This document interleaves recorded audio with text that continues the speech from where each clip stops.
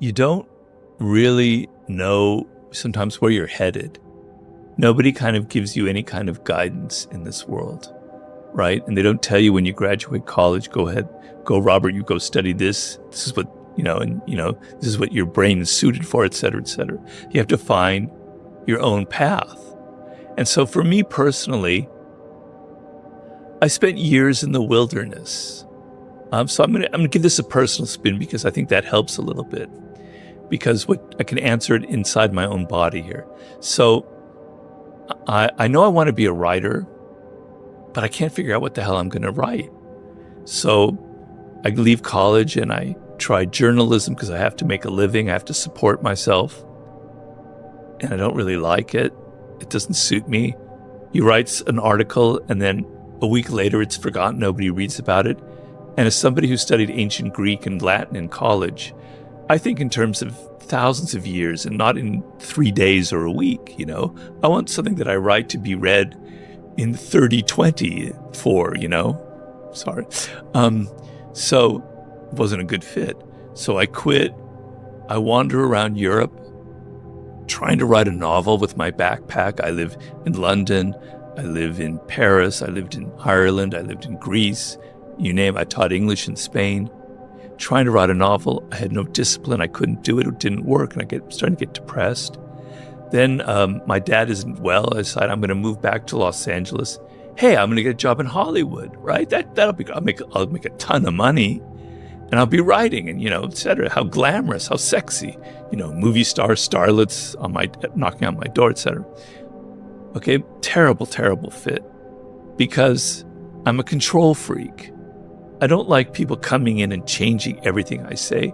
And I don't like conforming, and I don't like compromise. Sorry, that's a bad thing about me, but I didn't want to have to lower my standards to what they were asking me to do. It was a terrible fit. All right, now comes the chance. I meet this man, Joost Elfer, as we mentioned earlier, in Italy. And he asked me if I have any ideas for books. And I kind of improvised the 48 Laws of Power.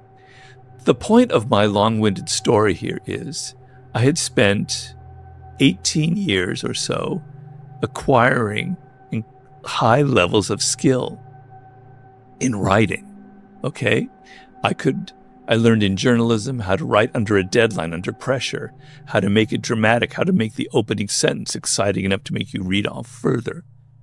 Trying to write novels taught me about creating stories, which is a huge part of my writing. Working in Hollywood, I learned how to research, which is a huge element. And then the theatrical element, making things dramatic, also story. Okay? All of that time, slowly by slowly, brick by brick, I had developed real level skill. So when it came time to write the 48 Laws of Power, I could do it. I had learned all this discipline. I had learned how to write under a deadline. I learned how to make things entertaining. The whole bag. Okay? And so the world opened up for me. Prior to that time, I was miserable. Really, really was. I mean, I had good moments too. You're young. You're always happy when you're young. But a lot of times I was miserable. And I didn't know why, but I was acquiring skills, not even aware of it. And so the reason I write that is when you develop that skill, when you're serious about it, because I was very serious about writing, you change your brain. You rewire your brain. It's like, and this is a remarkable power of the human brain that people don't realize. It's something I'm also writing in my new book.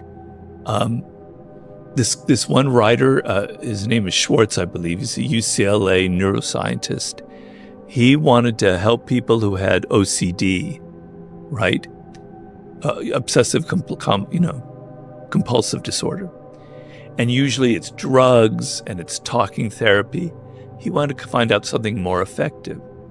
And he found that through certain strategies that he developed, that they could use in their life, that they would get over their disorder. And the point isn't what the strategies were. The point was he did brain scans. And through the strategies that he gave them to do, which I can't remember right now, the brain scans show that they changed the brain. And his point was, through thinking through developing skills, you literally change matter, you change your brain. So something non-material like thoughts can literally change material things like the wiring of your brain. You learn skills, you're changing your brain, you're changing the matter of your brain. Things are connecting that weren't connected before. And slowly, if you do it, if you're serious enough, a point will be reached like it was reached in my life, where either you will start a business or someone will ask you to do something like write a book or make a film, and the world will open up for you and you'll be able to do it because you have that, you've laid the ground, you've laid the soil, everything is there, it's rich, and now something great, amazing will sprout up out of it. When you have no talents, you have no skill, life is a series of endless confusion.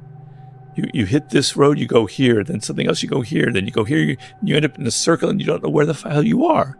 When you've got skills, zoom, you know where to go. It's not zoom, it's more like, but you're headed Meander. somewhere.